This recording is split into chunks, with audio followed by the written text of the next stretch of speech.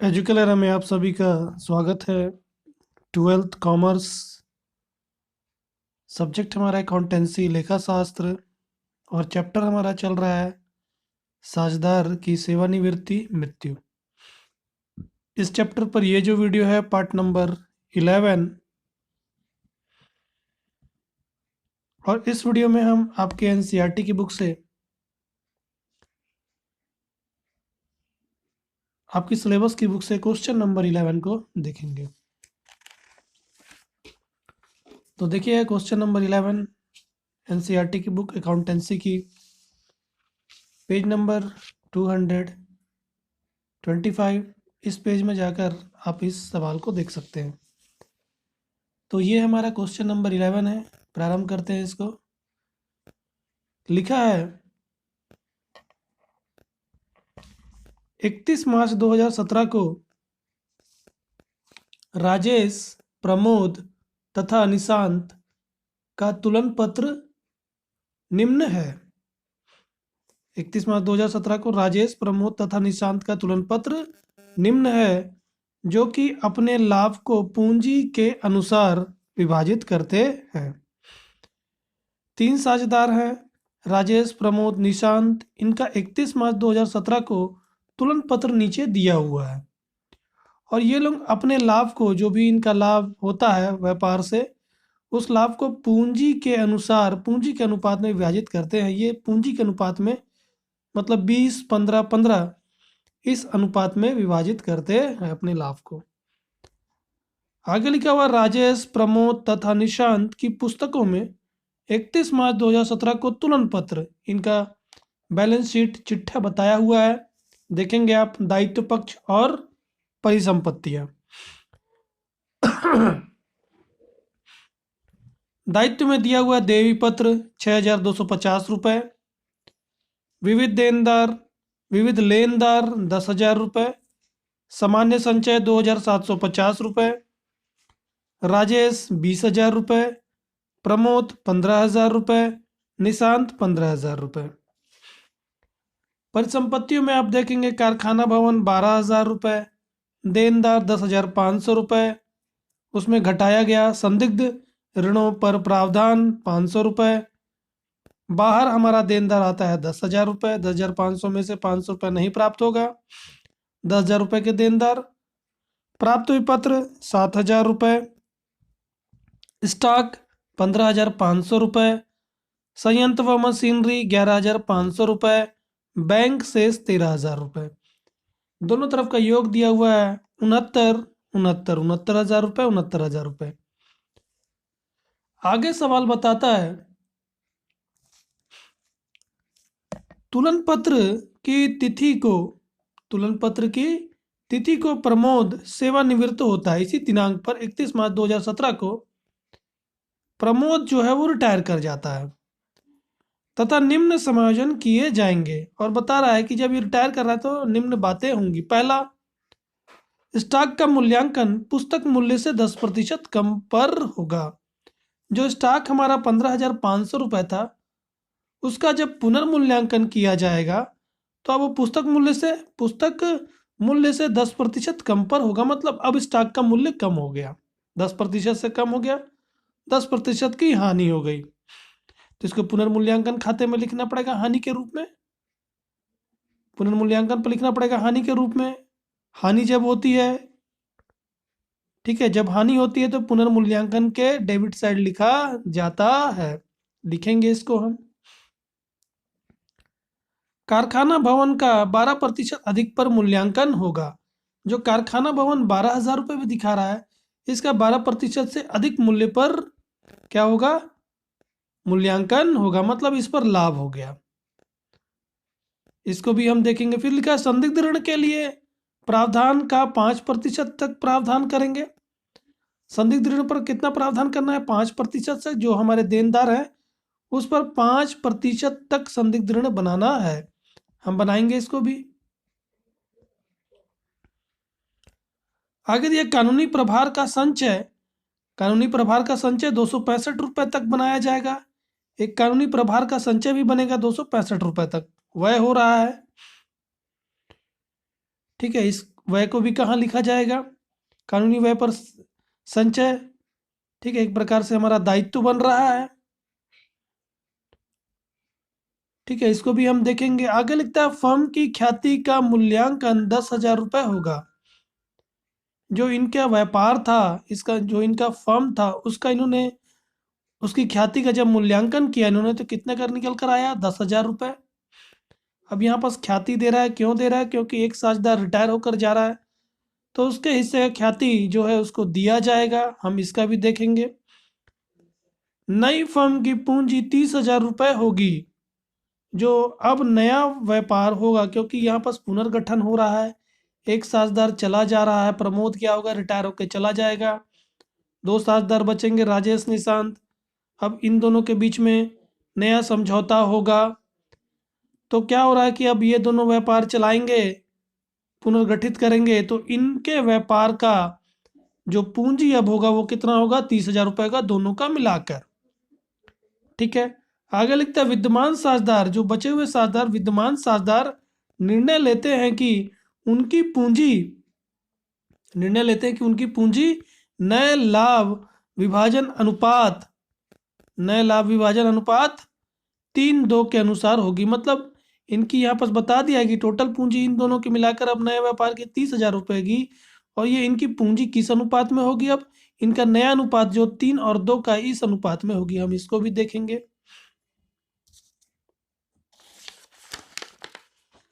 फिर आगे प्रश्न लिखता है कि प्रमोद प्रमोद के पूंजी खाते को, जो प्रमोद रिटायर होकर जा रहा है उसका जो अंतिम पूंजी निकल कर आएगा, प्रमोद के पूंजी खाते को ऋण खाते में हस्तांतरित करने के पश्चात, इसका जब टोटल पूंजी किया जाए, कितना पैसा इसको देना जब रिटायर हो रहा है, तो उसको क्या किया जाएगा, ऋण खाते में हस्तांतरित कर जाए। ऋण खाते में हस्तांतरित करने के पश्चात पुनर्गठित फर्म का तुलन पत्र, पुनर्गठित जो अब ये दोनों व्यापार चलाएंगे, राजेश और निशांत, इन दोनों आपस में अलग समझौता करेंगे, पुनर्गठित करेंगे।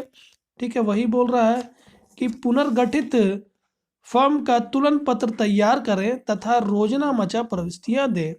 हमको यहाँ पास पुनर्गठित फर्म का जो इन दोनों के बीच में अब होगा, उसका तुलन पत्र, नया चिट्ठा बनाना है और रोजना मचा प्रविष्टि देना है, पंजी प्रविष्टि हमको देना है। तो हमने यहाँ पर सवाल देखा। आइए अब हम इस सवाल को हल करते हैं। तो आप देखेंगे इस सवाल में क्या क्या बनाने बोल रहा है, आपको तुलन पत्र बनाने बोल रहा है और पंजी प्रविष्टि करने बोल रहा है।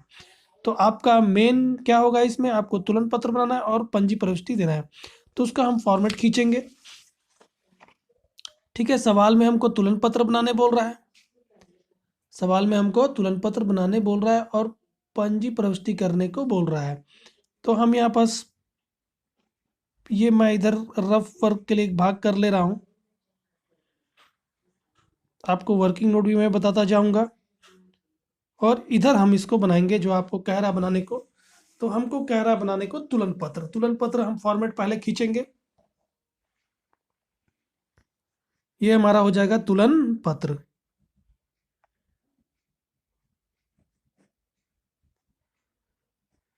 ठीक है, अब इन दोनों के, क्योंकि पुनर्गठित हो रही है, कौन कौन अब चलाएगा, राजेश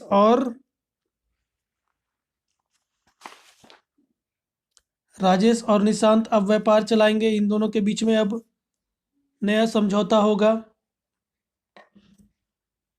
ठीक है, तो हम यहाँ पर तुलन पत्र का फॉर्मेट खींचेंगे। ये हमारा चिट्ठा है, चिट्ठा का फॉर्मेट खींच लेते हैं। दायित्व, राशि, परिसंपत्ति और ये राशि।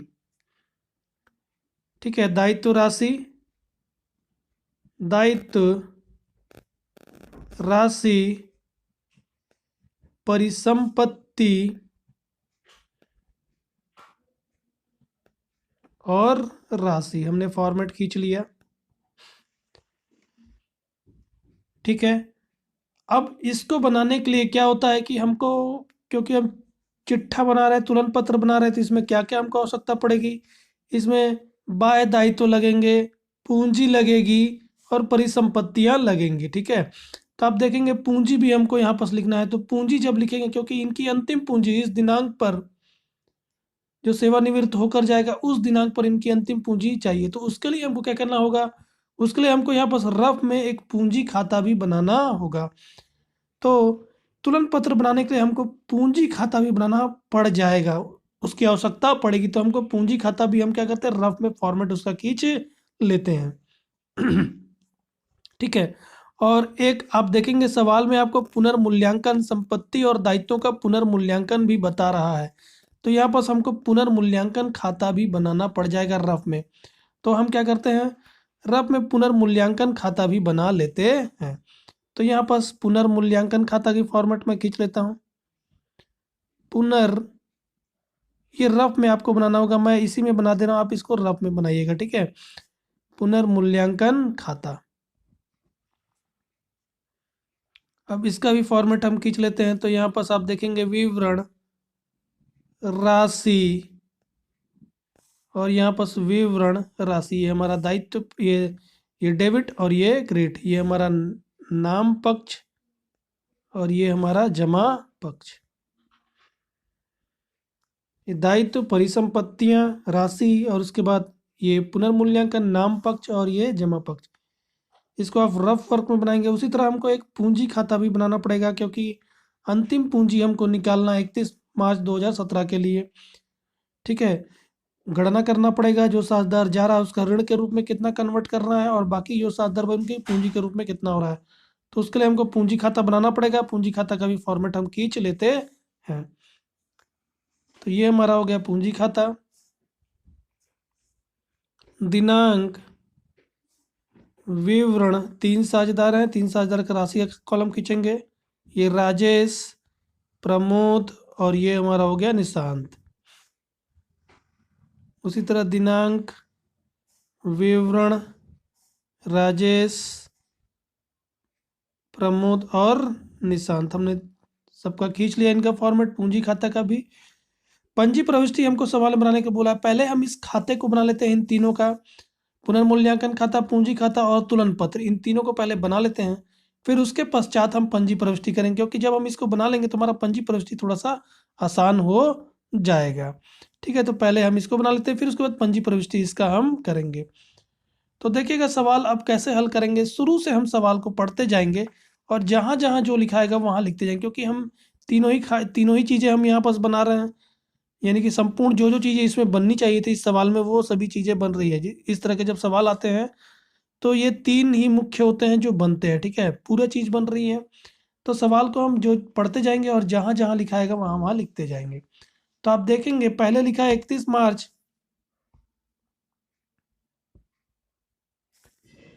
पहले लिखा 31 मार्च 2017 को राजेश, प्रमोद तथा निशांत का तुलन पत्र निम्न है, जो कि अपने लाभ को अपने लाभ को ठीक है, पूंजी के अनुसार विभाजित करते हैं। इनका अभी जो अनुपात है, इन तीनों के बीच में जो अनुपात है, राजेश, प्रमोद और निशांत के बीच में अनुपात जो है वो 20-15-15 का है।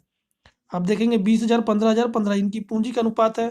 तो यहाँ पर से जब हम जीरो समाप्त कर देंगे तो अनुपात बनता है 20-15-15, और छोटा कर सकते हैं 5-3-15, 5-3-15 और 5-4-20। तो 4-3-3 का इनका अनुपात है। किसका अनुपात है इन तीनों के बीच में? आप इनका अनुपात देखेंगे, लाभ बांटने का अनुपात जो है वो है 20-15 और 15। इसको छोटा करते हैं, 5-3-15, 5-3-15 और 5-4-20। 4-3-3 का इनका अनुपात है। ठीक। आगे लिखता है कि दायित्व दिया हुआ है और परिसंपत्तियां दी हुई है। तो हम क्योंकि नया चिट्ठा बना रहे हैं इस दिनांक पर 31 मार्च 2017 को, जिस दिनांक पर यह सेवानिवृत्त होकर जा रहा है उस दिनांक पर चिट्ठा भी बना रहे हैं। तो इन जो जो जहां पर लिखाएगा चिट्ठे में उसको भी लिखते जाएंगे। तो देवी पत्र दायित्व है, देवी पत्र दायित्व है, तुलन पत्र में इसको लिख लेते हैं। देवी पत्र 6,250 रुपए, तुलन पत्र हम बना रहे हैं, लिख लेंगे यहाँ पास देवी पत्र। तो ये हमारा हो गया देवी पत्र। अभी अमाउंट हम अंदर लिखते हैं, 6,250 रुपये लिख दिया हमने। फिर आगे लिखा हुआ लेनदार 10,000 रुपये, इसको भी लिखते हैं, नए चिट्ठे में जाएगा। लेनदार दायित्व है, लेनदार अंदर ही लिखेंगे इस अमाउंट को।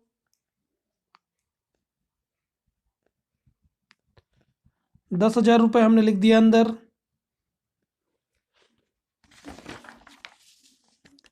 फिर आगे दिया हुआ है सामान्य संचय 2,750 रुपये। तो आप देखेंगे यहाँ पास पुनर्गठन हो रहा है, मतलब एक साझेदार सेवानिवृत्त होकर जा रहा है। तो जब भी कोई साझेदार प्रवेश करता है, कोई नया साझेदार आता है या कोई साझेदार जाता है मृत्यु होकर या सेवानिवृत्ति होकर, तो उस स्थिति को हम पुनर्गठन बोलते हैं। तो जब भी पुनर्गठन होता है तो हम क्या करते हैं, जो संचय होता है उसको समाप्त कर देते हैं। संचय को समाप्त करके इनके पूंजी में जोड़ दिया जाता है। किस अनुपात में? इनका जो अनुपात चल रहा है लाभ बांटने का अनुपात, उसी अनुपात में बांट दिया जाता है। तो इस संचय को समाप्त करके इस 2,750 रुपये का अब दायित्व के रूप में यहाँ ना दिखाकर क्या किया जाएगा, इनके पूंजी में जोड़ दिया जाएगा। किस अनुपात में? इनका जो अनुपात चल रहा है 4:3:3, इसी अनुपात में इसको बांट कर इनके पूंजी में जोड़ देंगे। ठीक है, तो अभी हमको विभाजन का कैलकुलेशन करना पड़ेगा और जाकर इनकी पूंजी में जोड़ना पड़ेगा। इनकी पूंजी में जाकर जुड़ जाए, क्योंकि हम पूंजी खाता बना रहे हैं। तो इनके पूंजी में जोड़ देंगे। कैसे जोड़ेंगे? क्योंकि पूंजी क्रेडिट होकर बनती है, जोड़ना है, बढ़ाना है, तो क्रेडिट किया जाएगा। तो पहले सामान्य संचय का विभाजन, संचय का विभाजन बांट रहे हैं हम। जो जो इस संचय को जिसने बनाया है उनके पूंजी खाते में जोड़ देंगे। तो किसने किसने बनाया इसको? राजेश ने बनाया है, तीनों साझेदारों ने इसको बनाया है, क्योंकि इन लोग मालिक थे उस समय। 2,750 रुपये 4/10 अनुपात 4:3:7:3:10, इस अनुपात में बांटेंगे पहले राजेश के लिए। तो 4×5 = 20, 4×5 = 20, 2 हारसिल, 4×7 = 28, 28 और 2 30, 30 की 0, 3 हारसिल, 4 दूनी 8 और ये 11, 1100 रुपये इसके लिए आता है। फिर उसके बाद प्रमोद को देखते हैं कितना हिस्सा मिलेगा उसको। तो 2,750 का 3/10, तो 5×3 = 15, 3×5 = 15 की 5 1 हारसिल, 3×7 = 21, 22 की 2 2 हारसिल, फिर 3 दूनी 6 2 8, 825 रुपये हो जाता है। उसी तरह निशांत के लिए 2,750 का वही 3/10, इसका भी 3/10 इसका अनुपात है, तो इसका भी आता है 825 रुपये। तीनों का बट गया। अब हम इनके पूंजी खाते में जोड़ देंगे इस संचय को। यहाँ लिखेंगे विवरण में, ये आपका ये कॉलम राशि का है, ये तीनों के लिए राशि का है, मतलब राजेश, प्रमोद और निशांत पूंजी का कॉलम है। ये विवरण, ये दिनांक, ये हमारा हो गया निशांत का राशि का कॉलम, डेबिट साइड प्रमोद, और ये हो गया हमारा राजेश। विवरण और ये दिनांक।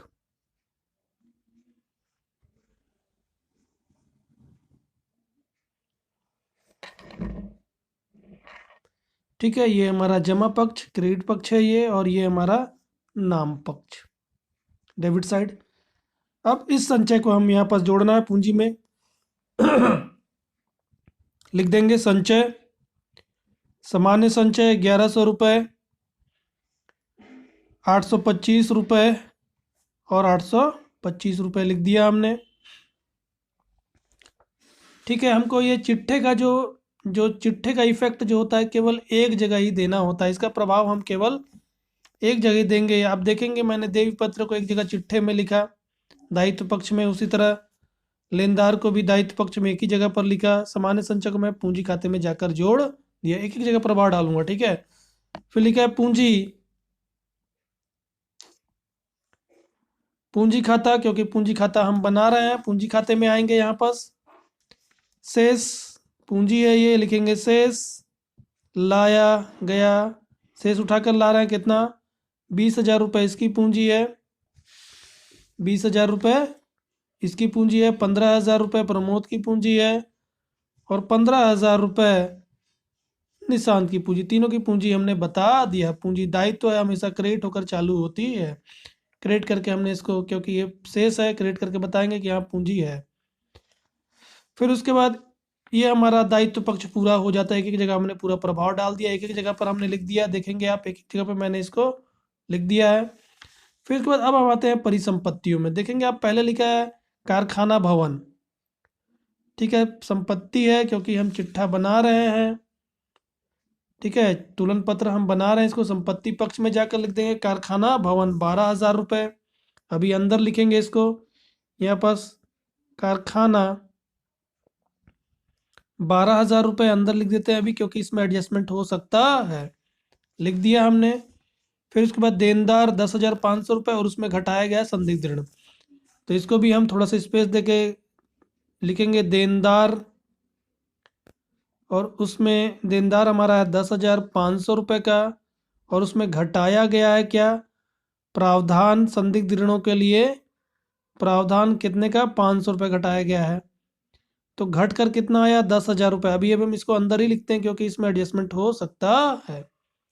लिख दिया हमने। फिर आगे लिखा है प्राप्त विपत्र संपत्ति है, इसको भी हम लिखेंगे प्राप्त विपत्र। कितने का दिया हुआ है प्राप्त विपत्र, आप देखेंगे 7,000 रुपये का दिया हुआ है। 7,000 रुपये भी हम लिख देते हैं यहाँ पास। फिर आगे दिया हुआ है स्टॉक 15,500 रुपये संपत्ति है, इसको भी लिख देते हैं स्टॉक 15,500 रुपये अंदर ही लिखते हैं इसको भी। इसमें भी सम एडजस्टमेंट हो सकता है, समायोजन हो सकता है। फिर आगे लिखा हुआ संयंत्र व मशीनरी, इसको भी लिख देते हैं 11,500 दिया है, संपत्ति है संयंत्र व मशीनरी। संयंत्र व मशीनरी कितना दिया हुआ है, अमाउंट हमारा दिया 11,500 रुपये, इसको अंदर लिखते हैं अभी 11,500 रुपये, इसमें भी एडजस्टमेंट हो सकता है। फिर लिखा है बैंक शेष संपत्ति है, इसको भी लिख देते हैं बैंक शेष। कितना दिया है अमाउंट, 13,000 रुपये दिया हुआ है अमाउंट, हमने 13,000 रुपये लिख दिया। ठीक, ये पूरा जहाँ जहाँ संपत्तियाँ लिखाती हैं संपत्ति पक्ष में परिसंपत्तियों में हमने पूरा लिख दिया है, अंदर ही लिखा है क्योंकि अभी इसमें पुनर्मूल्यांकन जब करेंगे तो एडजस्टमेंट हो सकता है, इसलिए मैंने अभी अमाउंट को अंदर ही लिखा है। जो भी एडजस्टमेंट होगा, जो भी घटाना या बढ़ाना होगा, हम यहीं से करेंगे। तो आप देखेंगे एक एक जगह प्रभाव मैंने सभी का दे दिया है। दायित्व बाह्य दायित्व को मैंने लिख दिया, पूंजी जो थी इनकी पूंजी को भी लिख दिया, संचय को यहाँ समाप्त करके दायित्व के रूप में न दिखाकर इनके पूंजी में ही जाकर जोड़ दिया। पूंजी में जुड़कर क्या होगा, अभी दायित्व में ही आएगा ये। फिर उसके बाद संपत्तियों को भी हमने पूरा संपत्ति लिख दिया संपत्ति में। तो ये हमारा तुलन पत्र जहाँ जहाँ जाना था वो हमने लिख दिया। अब नीचे आते हैं हम, जो ये नीचे समायोजन दिया एडजस्टमेंट दिया हुआ है, इसका हमको दो दो जगह प्रभाव डालना होगा, तभी हमारा बैलेंस शीट जो होगा वो बैलेंस हो पाएगा। तो जगह प्रभाव डालेंगे तभी क्या होगा, वो बैलेंस हो पाएगा। ठीक है, तो देखते हैं। लिखा है तुलन पत्र की तिथि को प्रमोद सेवानिवृत्त होता है, इस दिनांक पर प्रमोद क्या हुआ, सेवानिवृत्त हो गया। निम्न समायोजन किए जाएंगे, निम्न समायोजन क्या किए, ये जो एडजस्टमेंट है वो किए जाएंगे। पहला, स्टॉक का मूल्यांकन पुस्तक मूल्य से 10% कम पर होगा। स्टॉक का मूल्यांकन क्या किया जाएगा, 10% कम आंका जाएगा। मतलब स्टॉक जो था वो 15,500 का था, अब इसका मूल्य 10% घट गया। तो 15,500 का 10% कितना आता है, 1,550 रुपये। 1,550 रुपये इसका मूल्य घट गया, मतलब हानि हो गई। भाई संपत्ति, हमारे संपत्ति का मूल्य कम हो रहा है, तो संपत्ति का मूल्य कम हो रहा है मतलब व्यापार को हानि हो रही है। और पुनर्मूल्यांकन करते समय जब संपत्तियों का पुनर्मूल्यांकन करते हैं और उसके मूल्य में कमी आ जाती है और वो हानि है, तो हानि कहाँ लिखी जाती है, जो आप पुनर्मूल्यांकन खाता बना रहे हैं उसके डेबिट साइड लिखा जाता है, हानि इधर लिखा जाता है। तो किस पर हानि हो गई, स्टॉक पर हानि हो गई। अब कितनी हानि हो गई उसके लिए हमको कैलकुलेशन करना पड़ेगा। तो कैलकुलेशन करते हैं, स्टॉक के मूल्य में कमी, स्टॉक के मूल्य में कमी। ठीक है, तो स्टॉक दिया हुआ है 15,500 रुपये, कितनी कमी हो रही है, 10% की कमी हो रही है, निकाल लेते हैं। तो ये 2 शून्य हमारा कट जाएगा, यहाँ पर देखिए 155 बचा, 10 से गुणा करेंगे तो 1,550 रुपये होता है, स्टॉक के मूल्य में कमी होगी। अब इसको लिख लेते हैं, यहाँ पर स्टॉक हानि के रूप में 1,550 रुपये एक प्रभाव पड़ गया। अब आप देखेंगे इसका एक जगह आपने प्रभाव दिया, दूसरा प्रभाव आप यहाँ पर जो स्टॉक 15,500 रुपये से दिखा रहे थे, अब इसका मूल्य तो रहा नहीं, तो क्या करना होगा, इसके मूल्य को कम करना होगा। तो यहाँ पर कमी माइनस करेंगे, 1,550 रुपये माइनस कर देंगे, तो घटाने के बाद कितना आएगा? 0। 10 में से 5 गया 5, 10 में से 5 गया 5, यहाँ पर 14 में से 5 गया 9, और 4 में से 1 गया 3, 13,950 रुपये अब उसका मूल्य हो जाता है। दो जगह मैंने इसका प्रभाव डाला, एक पुनर्मूल्यांकन के डेबिट साइड और दूसरा स्टॉक के मूल्य को मैंने कम कर दिया चिट्ठे में जाकर। तो दो जगह इसका प्रभाव पड़ जाता है। फिर उसके बाद आप देखेंगे कारखाना भवन का 12% अधिक पर मूल्यांकन होगा। आप देखें कारखाना भवन जो है 12,000 रुपये दिखा रहा है, इसका मूल्य 12% से बढ़ गया, मतलब लाभ हो रहा है। तो लाभ संपत्ति के मूल्य में वृद्धि हो रही है, संपत्ति का मूल्य में वृद्धि मतलब लाभ हो गया। लाभ किधर लिखा जाएगा? पुनर्मूल्यांकन खाते के क्रेडिट साइड में लिखा जाएगा। तो इसका भी कैलकुलेशन कर लेते हैं। ठीक है, क्या संपत्ति है? कारखाना भवन है। कारखाना भवन के मूल्य में वृद्धि,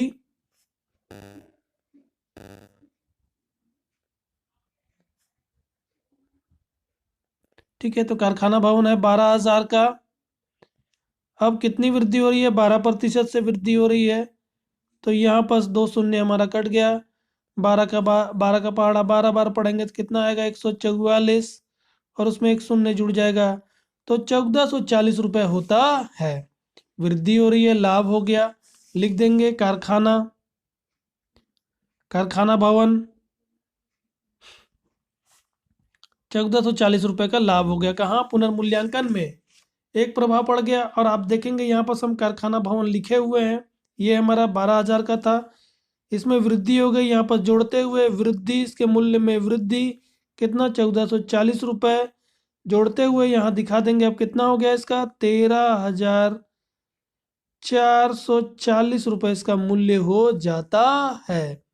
हमने लिख दिया। जो दो जगह इसका प्रभाव डाला, एक लाभ के रूप में पुनर्मूल्यांकन में, और दूसरा कारखाने के मूल्य को हमने बढ़ा दिया, तो इसका भी दो जगह प्रभाव पड़ जाता है। आगे संदिग्ध ऋण के लिए प्रावधान, संदिग्ध ऋण के लिए प्रावधान कितने करना है? का 5% तक प्रावधान करें। संदिग्ध ऋण के लिए हमको 5% तक प्रावधान करना है। तो आप देखेंगे आपके देनदार कितने हैं। आपके देनदार पूरे मिलाकर 10,500 रुपये, ये नहीं है, ये तो प्रावधान घटाने के बाद है। ठीक है, असल में हमारे देनदार कितने हैं? 10,500 रुपये हैं। उस पर हमको पता चलता है कि 500 का पैसा नहीं प्राप्त होगा। ठीक है, तो हमारे देनदार है 10,500 रुपये, इस पर हम निकालेंगे 5% तक प्रावधान। ठीक है,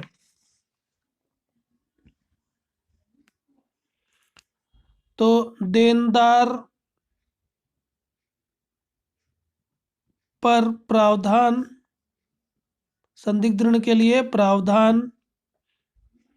ठीक है, आप देखेंगे देनदार हमारे कितने हैं? 10,500 रुपये के हैं, उस पर कितना? 5% तक बनाना है। तो यहाँ पर 2 शून्य अंश और हर कट गया। अब 5 से गुणा कर देंगे, 50 25, 2 हासिल, 5 शून्य शून्य, और यहाँ पर 2 जुड़ गया, फिर 5 एकम 5, मतलब 525 रुपये तक प्रावधान बनाना है। जबकि पहले से प्रावधान कितना बना हुआ है? 500 का तो पहले से बना हुआ है। आप सवाल में देखेंगे 500 का प्रावधान पहले से बना हुआ है, और हमको 5% तक ही प्रावधान बनाना, मतलब 525 रुपये तक ही प्रावधान बनाना है। पहले से 500 का प्रावधान बना हुआ है, मतलब 25 रुपये का और प्रावधान बनाना है। हमारा 25 रुपये और डूबेगा। पहले हम तो पहले 500 बना ही चुके हैं कि 500 रुपये हमारा डूबेगा। अब हमको 5% तक बनाना है, मतलब 525 रुपये तक बनाना है। 25 रुपये हमारा और डूबेगा। ठीक है, तो 25 रुपये हमको और हानि होगी, इसका हमको लिखना पड़ेगा। तो हानि है। ठीक है, तो यहाँ पर लिखेंगे संदिग्ध ऋणों के लिए प्रावधान, संदिग्ध ऋणों के लिए प्रावधान कितना अमाउंट हो जाएगा? केवल 25 रुपये का। तो एक जगह इसका प्रभाव पड़ गया। अब दूसरा क्या करेंगे? देनदार में 500 तक घटा हुआ है, 25 रुपये और हम घटा देंगे। संदिग्ध ऋणों के लिए प्रावधान 25 रुपये और घटाएंगे, तो कितना हो जाएगा हमारा? 9,975 रुपये। 9,975 रुपए।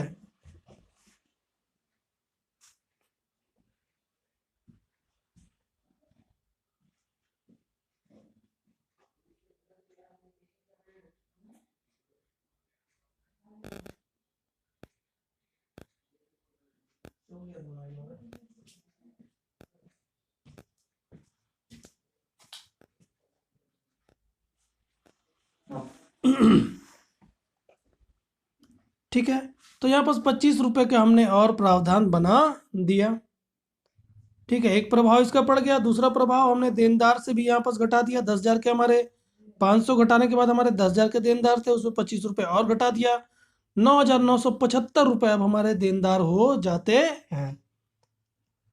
तो इसका दो जगह हमने प्रभाव दे दिया। ठीक है, अब आगे हम अगले पॉइंट पर चलते हैं। लिखा है कि कानूनी प्रभार का संचय 265 रुपए तक बनाया जाएगा। मतलब कि एक कानूनी प्रभार पड़ेगा और उसके लिए एक संचय बनाना है। ठीक है, कानूनी प्रभार के लिए हमको क्या करना है, एक संचय बनाना है। कितने का? 265 रुपए का। ठीक है, कोई कानूनी विवाद चल रहा होगा और उस पर हमको प्रभार बन रहा है एक, उसके लिए एक संचय करके रखना, पैसा बचा कर रखना। कितना? 265 रुपए। तो हम जान रहे हैं कि ये खर्चा करना पड़ेगा, तो ये भी क्या है, हमारे लिए एक प्रकार से हानि हो जाएगी। ठीक है, तो पुनर्मूल्यांकन खाते के, इसको भी हमको डेबिट साइड लिखना पड़ेगा। तो यहाँ पास लिखेंगे कानूनी प्रभार का संचय। कानूनी प्रभार का संचय कितना अमाउंट हो जाएगा हमारा? 265 रुपए। एक जगह हमने प्रभाव दे दिया। अब देखेंगे कि ये 265 रुपए अभी संचय है, ये इसको बाद में देना पड़ेगा। तो एक तरह से हमारे ऊपर क्या बन जाएगा, एक तरह से व्यापार के ऊपर जो है वो दायित्व बन जाएगा। तो इसको दायित्व के रूप में लिख दिया जाएगा। कानूनी प्रभार संचय अमाउंट कितना हो गया? 265 रुपए। सीधा इसको बाहर हम लिख देंगे। हमने दो जगह इसका भी प्रभाव डाला, एक पुनर्मूल्यांकन के डेबिट साइड में, और दूसरा दायित्व के रूप में हमने इसको चिट्ठे में लिख दिया। फिर आगे लिखता है, फर्म की ख्याति का मूल्यांकन 10,000 रुपए होगा। फर्म की ख्याति का मूल्यांकन 10,000 रुपए होगा। मतलब ये जो व्यापार है, इन्होंने व्यापार का जब ख्याति निकाला तो पूरे व्यापार का 10,000 ख्याति निकलता है। अब ये क्यों दे रहा है? ये इसलिए दे रहा है कि जो प्रमोद जा रहा है सेवानिवृत्त होकर, उसके भाग की ख्याति को सेवानिवृत्ति के समय उसको दी जाएगी। तो इसका हमको पहले कैलकुलेशन करना पड़ेगा कि प्रमोद के भाग का ख्याति कितना होता है। ठीक है, उसके भाग का ख्याति निकालने के पश्चात उसका समायोजन करना होगा। तो पहले इसके भाग का ख्याति हम निकालते हैं। तो प्रमोद के ख्याति का भाग,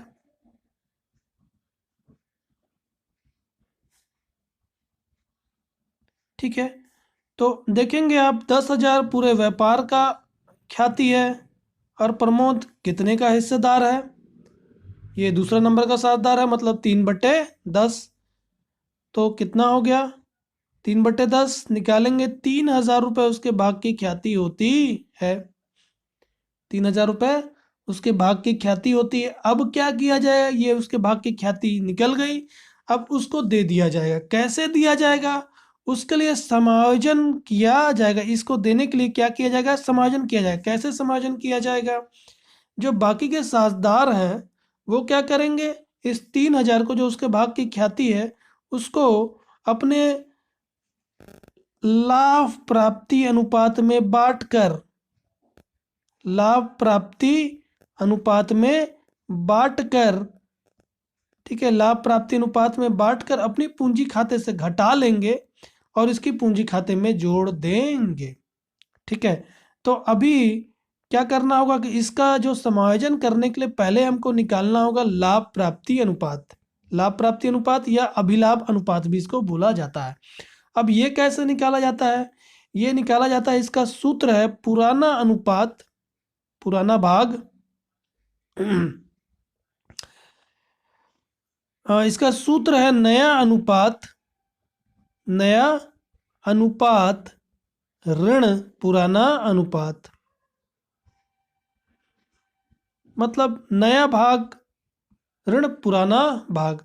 तो आप देखेंगे सवाल में कि पुराना अनुपात क्या है, 4-3-3 का, इन तीनों के बीच का है, राजेश, प्रमोद और निशांत का है। और इनका नया अनुपात आप देखेंगे सवाल में आपको दिया हुआ है नीचे 3 और 2 का है। आप देखेंगे सवाल में यहाँ पर नीचे दिया हुआ है इनका नया अनुपात 3 और 2 का। तो मैंने क्या बताया है कि जब भी सवाल में आपको नया अनुपात दे दे या नया अनुपात निकालने का तरीका बता दे, तब आपको क्या करना होगा, लाभ प्राप्ति अनुपात की गणना करनी पड़ेगी, मतलब उसका कैलकुलेशन आपको निकालना पड़ेगा, अनुपात निकालना पड़ेगा। और यदि नहीं बताया हो तब क्या करते हैं, तब इस पुराने अनुपात से ही, जो ये पुराना अनुपात यहाँ पर हम देख रहे थे, इसी पुराना अनुपात से क्या करते हैं, नया अनुपात बना देते, और उसी नया अनुपात को भी हम अभिलाप अनुपात कह सकते थे। मगर यहाँ पर हमको निकालना पड़ेगा क्योंकि नया अनुपात दिया हुआ है। ठीक है, तो आप देखेंगे पहले किसके लिए, पहले राजेश के लिए निकाल रहे हैं, लाभ प्राप्ति अनुपात निकाल रहे हैं हम। तो राजेश के लिए आप देखेंगे इसका नया अनुपात क्या है, नया अनुपात है 3/5, नया अनुपात 3/5। ठीक है, और पुराना अनुपात क्या है, 4/10। अब लसा निकालेंगे 5 और 10 का, तो 2×5 = 10 और ये 5 वैसे उतर जाता है, 5 एकम 5, मतलब लसा आता है 10। 2×5 = 10, लसा आता है 10। ये लसा को हम 10 इस तरह लिख देंगे, फिर 10 को इस 5 से बारी बारी भाग देंगे, पहले 5 से फिर 10 से। 5 से जब भाग देंगे तो भागफल जो आएगा, 5 से जब भाग देंगे इस 10 को तो भागफल आएगा 2। 5 का पढ़ा 2 बार पढ़ेंगे तो 10 कट जाएगा, भागफल आया 2। 2 के ऊपर ऐसे गुणा कर देंगे, 2×3 = 6, बीच में ऋण का निशान दिया, ऋण का निशान लगा देंगे, फिर इस 10 को 10 से भाग देंगे, भागफल आएगा 1। 1 को 4 से गुणा करेंगे 4, तो यहाँ पर निकल कर आता है 2/10। इसका ये लाभ प्राप्ति अनुपात है। उसी तरह किसके लिए, निशांत के लिए, क्योंकि वही वो बचा हुआ, निशांत और राजेश बचे हुए उसके जाने के पश्चात। तो निशांत का नया अनुपात है 2/5 और पुराना अनुपात है 3/10। तो इसका भी आप निकालेंगे लसा, तो आएगा 10, बारी बारी भाग देंगे, 10 को 5 से भाग देंगे, भागफल आएगा 2। 2 दूनी 4, बीच में ऋण का निशान, फिर इस 10 को 10 से भाग देंगे, भागफल आएगा 1। 1 को 3 से गुणा करेंगे 3, 4 को 3 से ऋण करेंगे तो आएगा 1/10, मतलब कि इनका लाभ प्राप्ति अनुपात जो है 2 और 1 का आता है। अब इसी लाभ प्राप्ति अनुपात में ये 3000 को बांट दिया जाएगा, और बांट करके ये दोनों क्या करेंगे, अपने पूंजी खाते से घटाएंगे और इसके पूंजी खाते में जोड़ देंगे। तो अब हम समायोजन देखेंगे, ख्याति का समायोजन। तो पहले राजेश के लिए, राजेश कितना वहन करेगा, जो उसको 3000 रुपये दिया जा रहा है, जो प्रमोद को 3000 रुपये दिया जा रहा है ख्याति के रूप में, उसका कितना ये वहन करेगा। तो 3000 उसको दिया जा रहा है, 3 का 2/3 लाभ प्राप्ति अनुपात में वहन करेगा, मतलब 2000 रुपये राजेश के पूंजी से घटाया जाएगा और इसके पूंजी में जाकर जोड़ दिया जाएगा। उसी तरह निशांत के लिए, तो 3000 का 1/3 लाभ प्राप्ति अनुपात में, 1/3 लाभ प्राप्ति अनुपात में 1000 रुपये इसका होता है, 1000 रुपये इसके पूंजी खाते से घटा दिया जाएगा और इसके पूंजी खाते में जोड़ दिया जाएगा। तो हमने यहाँ पास कैलकुलेशन कर लिया है ख्याति का समायोजन का। अब इसका हम प्रविष्टि करते हैं, देखेंगे आप कैसे किया जाएगा। प्रमोद के पूंजी खाते में जोड़ा जाएगा उसके भाग की ख्याति को। तो कैसे जोड़ेंगे, यहाँ पास लिखेंगे राजेश, और ये प्रमोद का है, उसके पूंजी खाते में जोड़ना है, बढ़ाना है। तो प्रमोद के कॉलम में आएंगे, राशि वाले में यहाँ पास लिखेंगे 2000 रुपये, राजेश का कितना 2000 रुपये। उसी तरह निशांत, निशांत का कितना 1000 रुपये लिख दिया हमने। अब देखेंगे इन दोनों के पूंजी खाते, इन दोनों का नाम लिखकर इसके पूंजी खाते में जोड़ दिया। उसी तरह इन दोनों के पूंजी खाते से घटाना भी है, क्योंकि ये लोग क्या करेंगे, इसको वहन करेंगे, क्षतिपूर्ति के रूप में अपने पूंजी खाते से घटाकर इसके पूंजी खाते में जोड़ देंगे। तो यहाँ पर हमको लिखना पड़ेगा प्रमोद, प्रमोद का नाम लिख देंगे और इन दोनों के पूंजी से घटा देंगे 2000 रुपये इसके पूंजी खाते से, और 1000 रुपये निशांत के पूंजी खाते से घट जाएगा।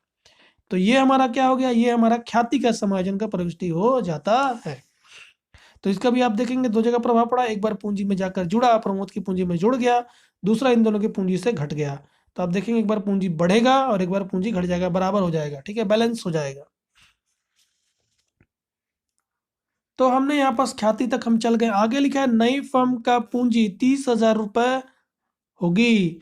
मतलब अब इनका व्यापार का जो पूंजी होगा, इन दोनों का जो पूंजी होगा वो कितना होगा? अब 30,000 रुपये। अंतिम पूंजी जो है वो इनका 30,000 रुपये होगा, ठीक है। इनकी पूंजी, अब अंतिम पूंजी क्या होगी?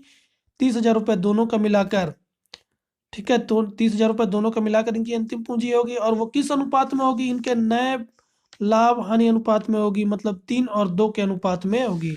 तो हम इनकी पूंजी जो जो अब नई पूंजी इनकी, उनको पहले लाभ अनुपात में, लाभ हानि अनुपात में बदल देते हैं, ठीक है। तो देखिएगा पूंजी, ठीक है, नए अनुपात अनुसार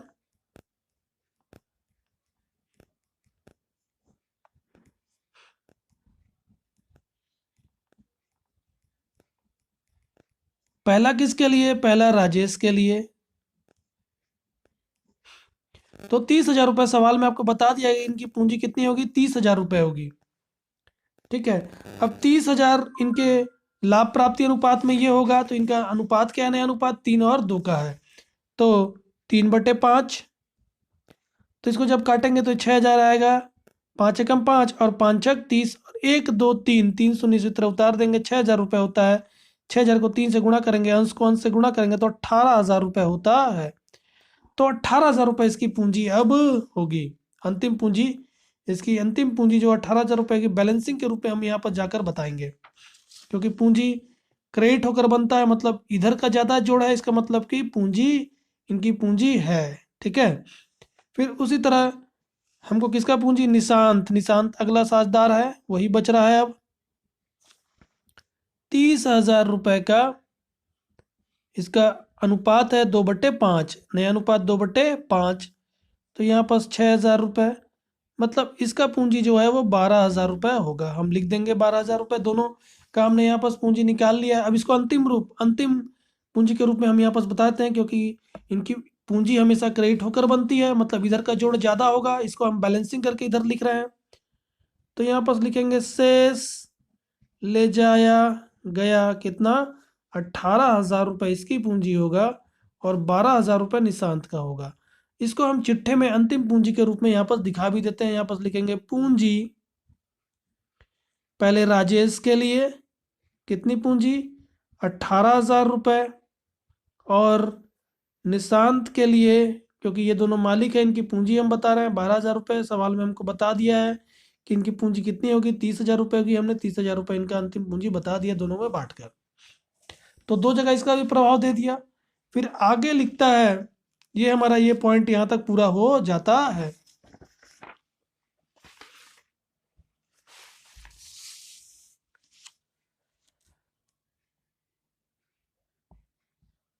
आगे लिखता है प्रमोद के पूंजी खाते को ऋण खाते में हस्तांतरित करने के पश्चात पुनर्गठित फर्म का तुलन पत्र तैयार करें तथा रोजना मचा प्रविष्टियां दें। अब हमको यहाँ पर सवाल बोल रहा है कि आपको क्या करना है? तुलन पत्र बनाना है और रोजना मचा प्रविष्टि देना है। तो हमने जो जो सवाल, जो चीज़ें बोल रहा था, जहाँ जहाँ लिखना था, हमने पूरा लिख दिया है। अब हम क्या करेंगे? इसको क्लोज करते जाएंगे, ठीक है। तो अब हमको इसको बस क्लोज करना है, ठीक है। हमने पूरा जहां जहां जो लिखाता है वो लिख दिया। अब इसको क्लोज करना है। तो पहले किसको क्लोज करेंगे? पहले हम पुनर्मूल्यांकन खाते को क्लोज करते हैं। इस पर जो भी लाभ या हानि होता है, अगर इधर का जोड़ ज्यादा है तो लाभ है, इधर का जोड़ ज्यादा है तो हानि है।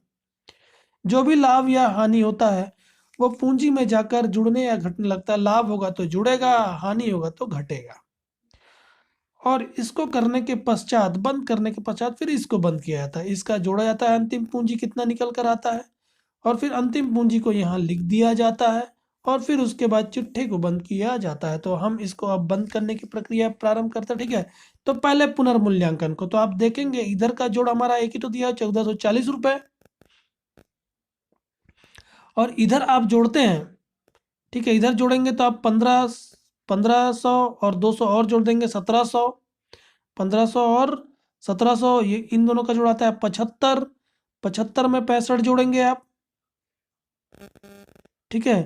75, ठीक है, 75 और 65 जोड़ेंगे तो हो जाता है 140, ठीक है, तो 17 यानी कि 1840, इधर का जोड़ा था 1840 और इधर का जोड़ा है 1440। आप जोड़ के देखिएगा, इधर का जोड़ आपका 1840 और इधर का जोड़ 1440, मतलब कि इधर का जोड़ जो है वो 400 ज्यादा है। ठीक है, इधर का जोड़ हमारा कितना ज्यादा है, 400 ज्यादा इधर का जोड़ेंगे।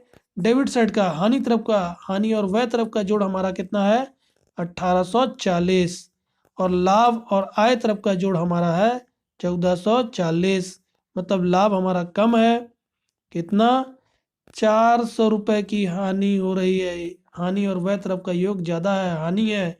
ठीक है, अब ये हानि कहाँ चली जाएगी, पूंजी खाते में जाएगी। पुनर्मूल्यांकन पर जो भी लाभ या हानि होता है वो पूंजी खाते में, लाभ होगा तो जुड़ने लगता है, हानि होगा तो घटने लगेगा, क्योंकि यहाँ पास हानि हो रही है तभी पूंजी में से घटने लगेगा, मतलब पूंजी को कम करेगा।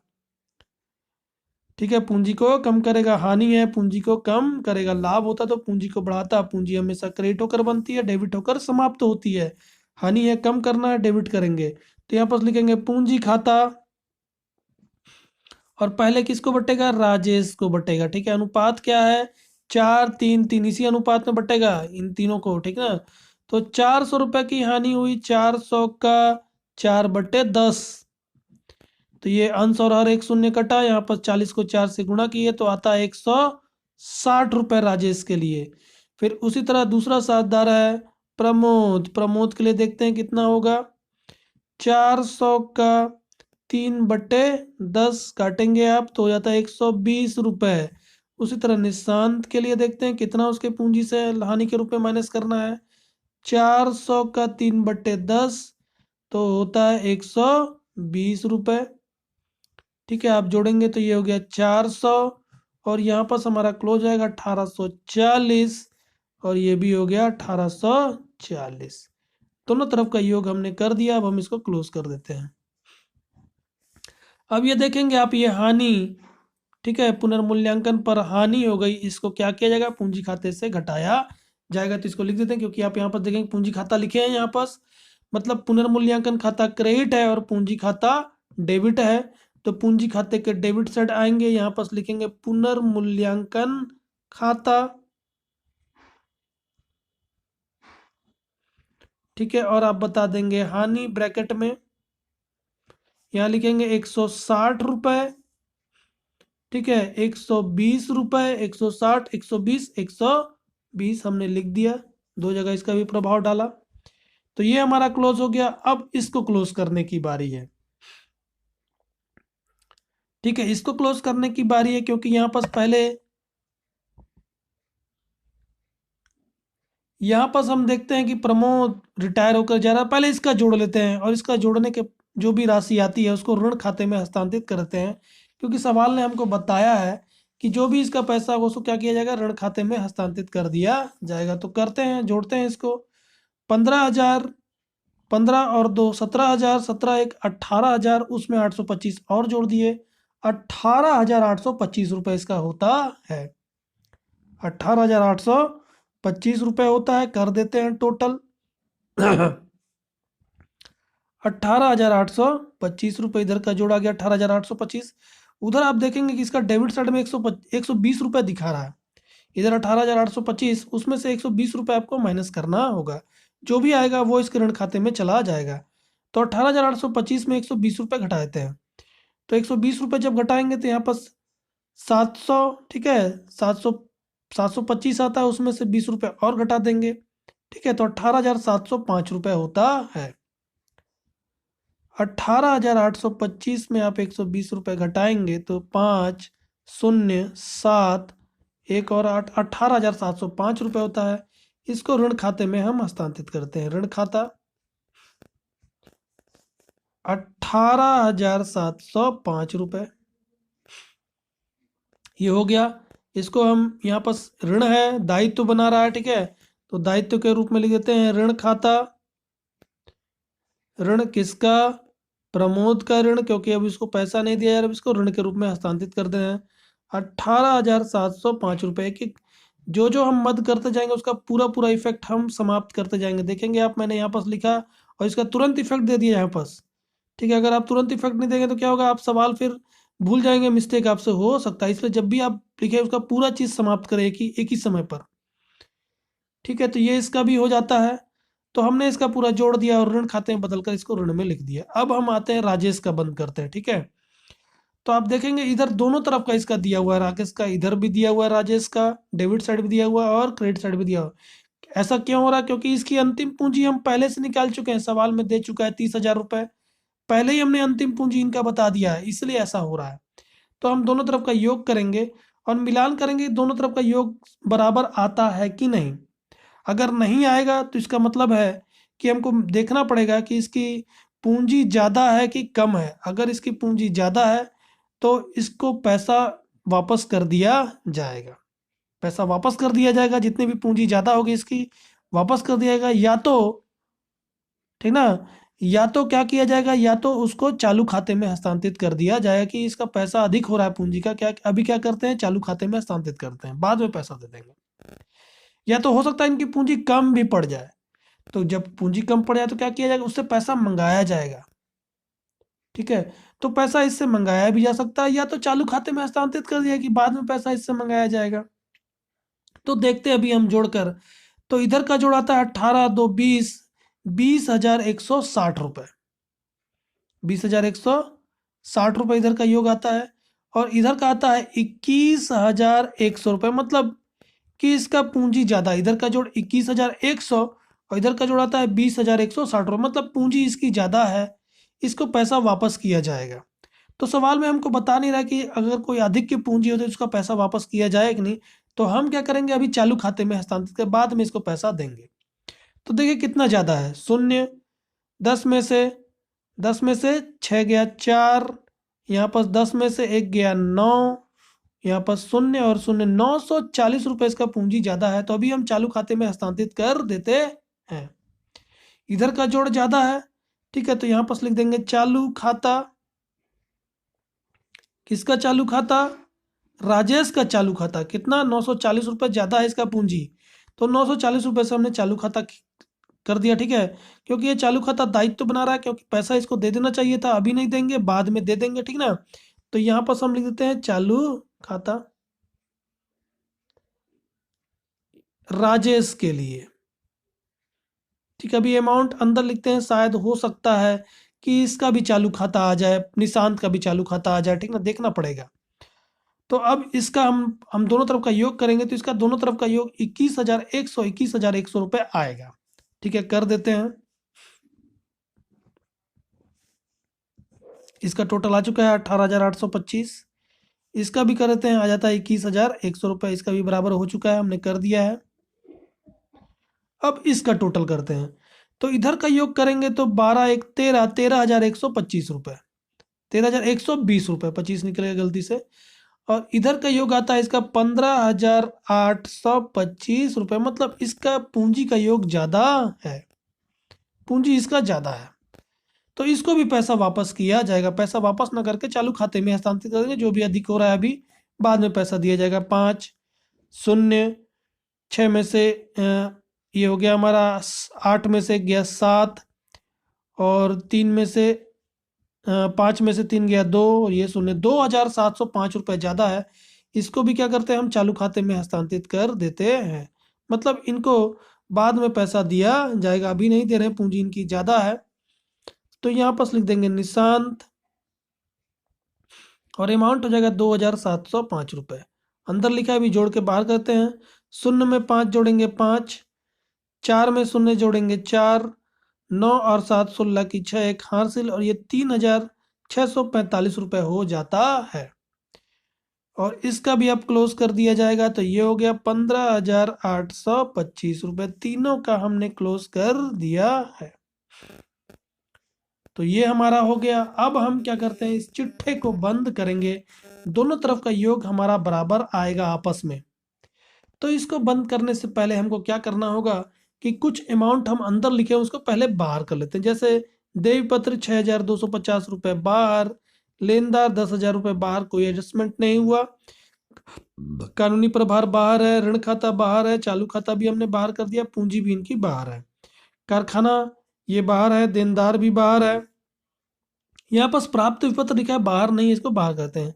7,000 रुपये स्टॉक हमारा बाहर है, संयंत्र पर कुछ नहीं हुआ था, इसको भी बाहर कर देते हैं। और उसके बाद यहाँ पास बैंक शेष है 13,000 रुपये का, इसको भी बाहर कर दिया जाता है। तो हमने सभी चीज बाहर कर दिया है। अब हम इसको क्या करेंगे, टोटल करेंगे, योग करेंगे और देखेंगे कि हमारा दोनों तरफ का बैलेंस शीट बराबर आता है कि नहीं। बैलेंस शीट बराबर आएगा तभी हमारा क्या हुआ कि हमने सवाल सही किया है। ठीक है, तो आप देखेंगे दोनों तरफ का जब योग करेंगे आप, तो आपका योग जो है दोनों तरफ का आएगा 68,000 68,865 रुपये, और इधर का भी योग आएगा 68,865 रुपये। हमारा दोनों तरफ का योग क्या आएगा, 68,865 रुपये योग आता है। आप जोड़ के देखिएगा, आपका इतना ही आएगा। ठीक है, तो बैलेंस शीट भी हम जब जोड़ेंगे तो दोनों तरफ का योग हमारा 68,865 रुपये आएगा। आप जोड़ के देखिएगा इसको, आपका 68,865 रुपये आएगा। तो ये हमारा जो आपको तुलन पत्र बनाने के लिए बोला था सवाल, वो तुलन पत्र हमने बना दिया।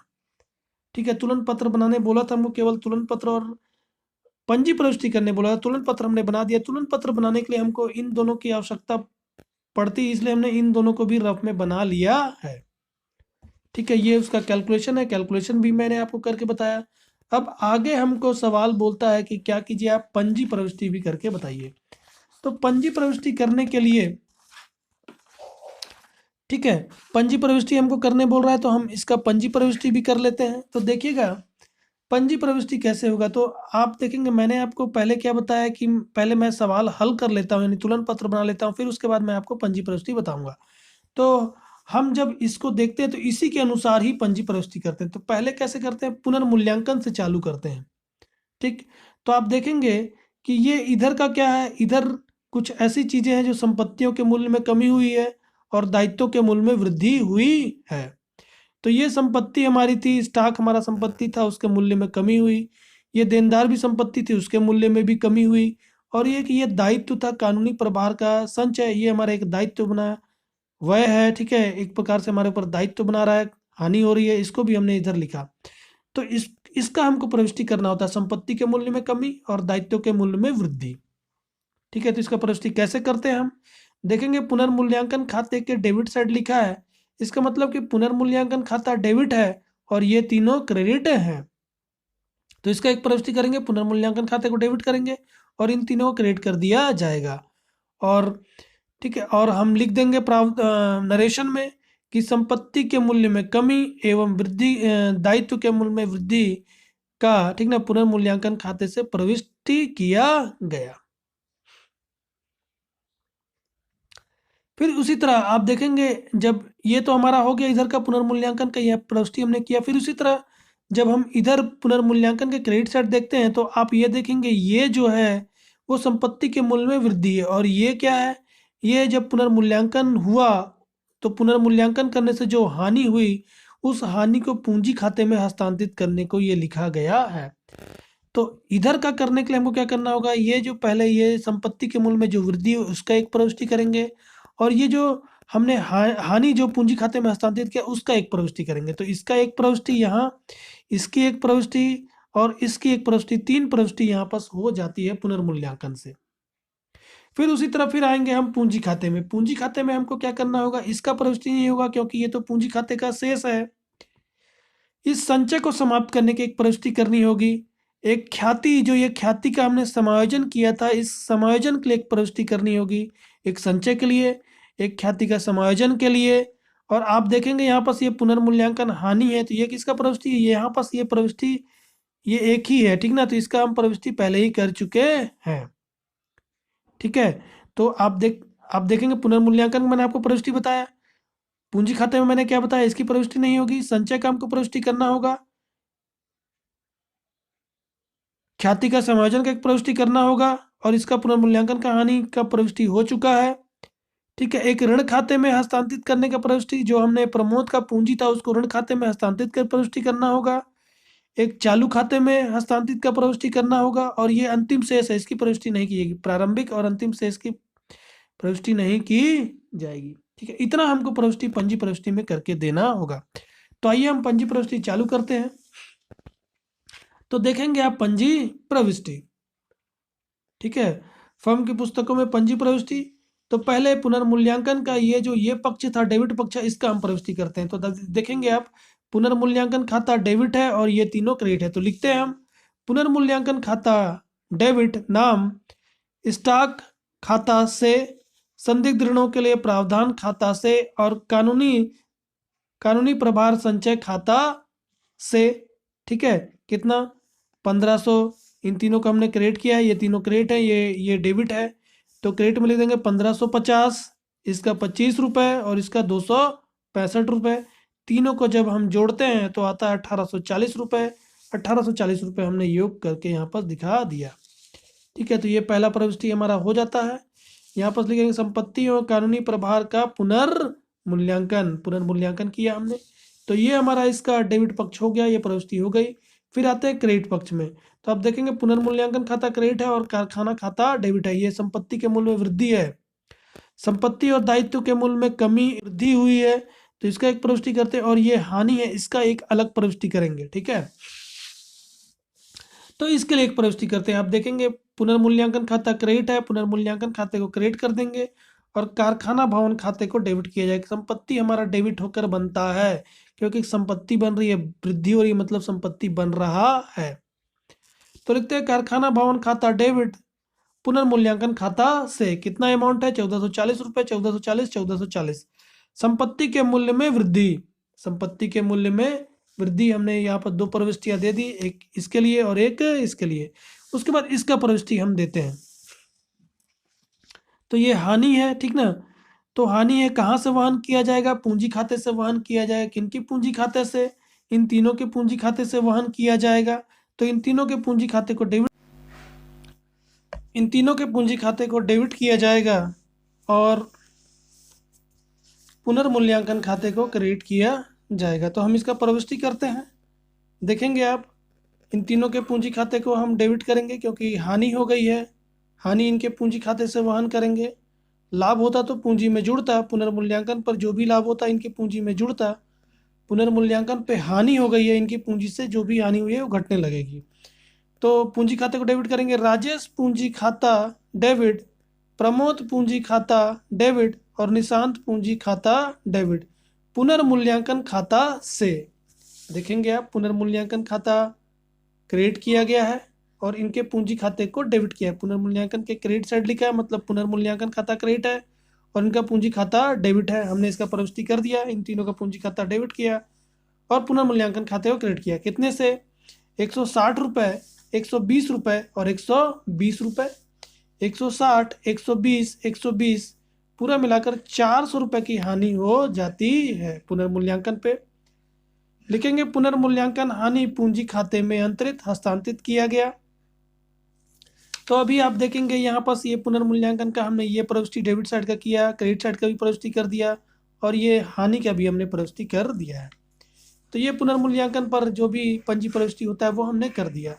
अब हम आते हैं पूंजी खाता में, और पूंजी खाते की जो प्रविष्टियाँ होती हैं वो हम पंजी प्रविष्टियाँ जो होती हैं इसकी सहायता से हम करते हैं। तो आप देखेंगे ये जो हमारा है वो पूंजी का 31 मार्च 2017 का ये शेष दिया हुआ है। तो इसका हमको कोई प्रविष्टि नहीं करना हो क्योंकि ये तो शेष है। यहाँ से हम प्रविष्टि करेंगे, पंजी प्रविष्टि करेंगे, क्योंकि ये संचय समाप्त करने की प्रविष्टि, इसका एक प्रविष्टि करना होगा और फिर उसके बाद ये ख्याति के लिए समायोजन का प्रविष्टि करना होगा। तो करते हैं संचय को समाप्त करने का। आप देखेंगे संचय जो है वो क्रेडिट होकर चालू है, सामान्य संचय जो है वो क्रेडिट होकर चालू है, दायित्व है क्रेडिट होकर चालू है। डेबिट करके इसको क्लोज कर देंगे और इनके पूंजी खाते में हस्तांतरित करना है, तो इनके पूंजी खाते को क्रेडिट कर दिया जाएगा, संचय को डेबिट कर दिया जाएगा। क्रेडिट होकर चालू है, दायित्व में से क्रेडिट होकर चालू होता है, ये क्रेडिट होकर चालू है, इसको डेबिट कर देंगे, क्लोज जाएगा। और कहाँ हस्तांतरित कर देंगे, इनके पूंजी खाते में। तो इसको डेबिट करेंगे, इनके पूंजी खाते को क्रेडिट कर देंगे। करते हैं इसकी प्रविष्टि।